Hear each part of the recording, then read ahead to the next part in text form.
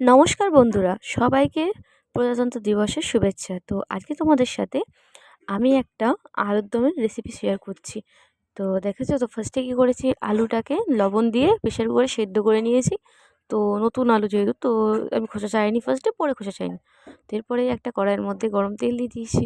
তেল দিয়ে ওর মধ্যে একটা কাঁচা লঙ্কা, তেজপাতা আর গরম মশলা ফোড়ন দিয়েছি, গোটা গরম মশলা। তারপরে পেঁয়াজ দিয়ে ভালো করে ভেজে নিয়েছি। পেঁয়াজগুলো দেখেছি তো আমি একটু ঝিরি করে কুচিয়েছি, যাতে সবগুলো সুন্দর গ্রেভি হয়ে যেতে পারে। তো এরপরে দিয়ে দিলাম আমি আদা রসুনের পেস্ট। তো আদা রসুন পেস্ট দিয়ে ভালো করে এটাকে নাড়িয়ে চাড়িয়ে নিচ্ছি। তো ভালো করে নাড়িয়ে চাড়িয়ে নেওয়ার পরে এর মধ্যে আমি একটু স্বাদ মতো লবণ দিয়ে দিলাম। লবণ দিয়ে দিয়েছি দেখেছো তো। এরপরে আমি এর মধ্যে দিয়ে দিলাম লঙ্কা বাটা। তো এটা হলো শুকনো লঙ্কা জলে ভিজিয়ে আমি পেস্ট করে নিয়েছি, তো শুকনো লঙ্কাটাও দিয়ে দিলাম। শুকনো লঙ্কা পেস্টটা দেওয়ার পরে আমি এর মধ্যে অ্যাড করলাম টমেটো কুচি। টমেটো কুচিটা দিয়ে এর মধ্যে দিয়ে দিলাম হলুদ আর একটু চিনি। চিনি দিলে জানো তো তোমরা, একটু কালারটা ভালো হয়, তার জন্য একটু টক ঝাল মিষ্টি ব্যালেন্সটা হবে তার জন্য। তো এরপরে আমি একটুখানি জল দিয়ে দিয়েছিলাম।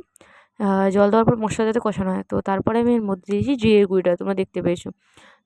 তো এটা দিয়ে ভালো করে এটাকে নাড়িয়ে চাড়িয়ে নিয়েছি। তো এটা একটু গ্রেভিটা গাঢ় হয়ে আসলো, ওর মধ্যে আমি আলু সিদ্ধ করে রাখা যেগুলো, সেগুলো দিয়ে দিলাম। আলুটা দিয়ে দেওয়ার পরে ভালো করে নেড়ে চেড়ে নেবো। এরপরে আমি রেখেছি এর মধ্যে দেওয়ার জন্য মটরশুঁটি, ওটাকেও দিয়ে দিচ্ছি। মটরশুঁটিটাকে দিয়ে এর মধ্যে ভালো করে নাড়িয়ে চাড়িয়ে মিক্স করে নেব। তো মিক্স করে নিয়েছি। এরপর আমি এর মধ্যে দিলাম একটা সিক্রেট মশলা, যেটা হলো তেঁতুল গোলা জল।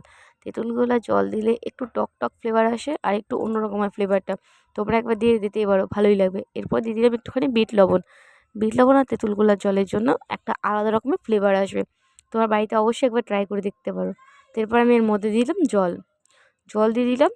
জল দিয়ে একটু ঢেকে ঢেকে রান্না করে নেবো। তো জলটা শুকিয়ে আসবে যখনই, এর মধ্যে আমি দিয়ে দিলাম একটু গরম মশলা গুঁড়ো আর একটু গোলমরিচ গুঁড়ো, আর সঙ্গে দিয়ে দিয়েছি আমি কসুরি মেথি। কসুরি মেথি দেওয়ার পরে, এগুলো দেওয়ার পরে ভালো করে নাড়িয়ে চাড়িয়ে নিয়েছি। তো ভালো করে নাড়িয়ে চাড়িয়ে নেওয়ার পর লাস্টে ধনেপাতা অ্যাড করে দিয়েছি। রেসিপিটি কেমন লেগেছে অবশ্যই তোমরা জানাবে। আমার প্রত্যেকটা ভিডিও তোমাদের কেমন লাগছে অবশ্যই তোমরা জানাতে ভুলবে না, আর পাশে থাকবে।